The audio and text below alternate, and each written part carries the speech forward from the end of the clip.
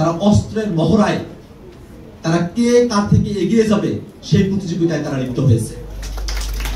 ভারতে অবস্থানরত ক্ষমতাচ্যুত প্রধানমন্ত্রী শেখ হাসিনার দেশে ফেরা তার ব্যক্তিগত সিদ্ধান্ত নয়, এমন মন্তব্য করেছেন জাতীয় নাগরিক পার্টির সদস্য সচিব আক্তার হোসেন। ৬ ডিসেম্বর শনিবার ঢাকার বাংলা মোটরে বিশ্ব সাহিত্য কেন্দ্রে ন্যাশনাল প্রফেশনাল অ্যালায়েন্সের আত্মপ্রকাশ অনুষ্ঠানে তিনি এই মন্তব্য করেন।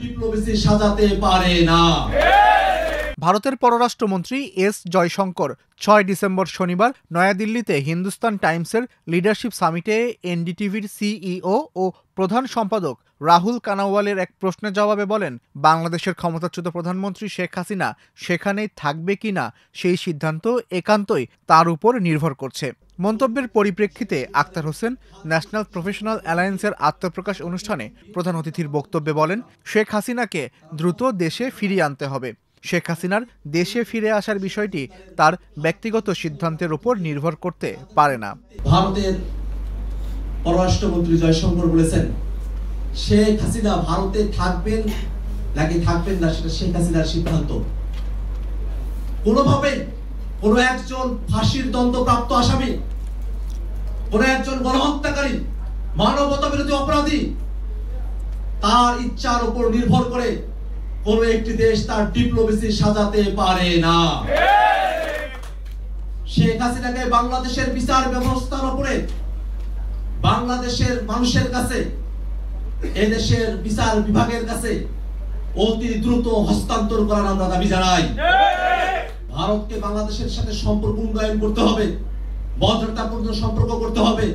আওয়ামী লীগ এবং শেখ হাসিনার সঙ্গে বাংলাদেশের জনগণকে বিচ্ছিন্ন করে ভারত যে সম্পর্ক করেছিল, সেই সম্পর্কের বাইরে এসে নতুন করে নতুন দিনের মানুষরা যারা আছেন তাদের সাথে যদি সম্পর্ক করতে হয়, তাহলে শেখ হাসিনাকে অবিলম্বে বাংলাদেশে ফিরিয়ে দিতে হবে। এটা শেখ হাসিনার ইচ্ছার উপর নির্ভরশীল নয়।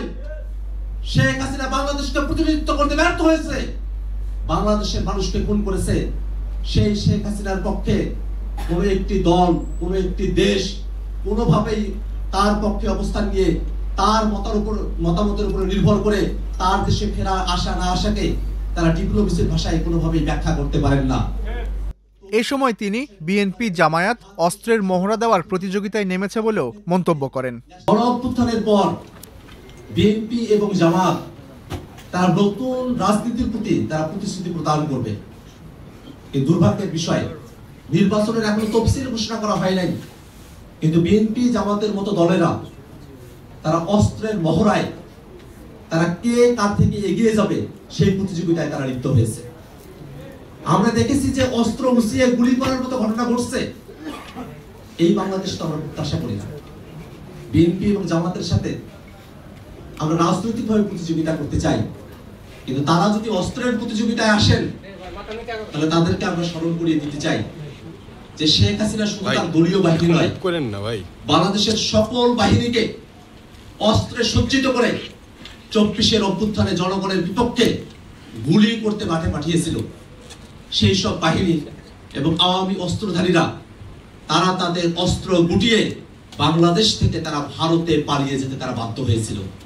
অনুষ্ঠানে উপস্থিত ছিলেন দলটির মুখ্য সমন্বয়ক নাসির উদ্দিন পাটোয়ারি, জ্যেষ্ঠ যুগ্ম সদস্য সচিব তাসনিম জারা সহ কেন্দ্রীয় নেতারা। আমাদের অনুষ্ঠানের একদম শেষ প্রান্তে চলে এসেছি।